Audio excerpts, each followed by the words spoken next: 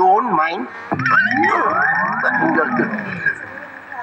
Can you spare some time? அன்னைக்கு ஒரு நாள் வேட்டையனை பத்தி உங்கள்கிட்ட ஒரு விஷயம் சொல்ல பார்த்தீங்க. அது அத்தனையும் சுத்த பொய்யா.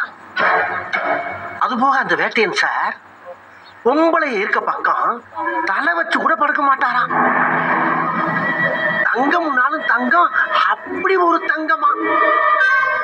ஆனா அந்த சந்திரமுகி இருக்காளே, சந்திரமுகி வெரி பேட் கேரக்டரா.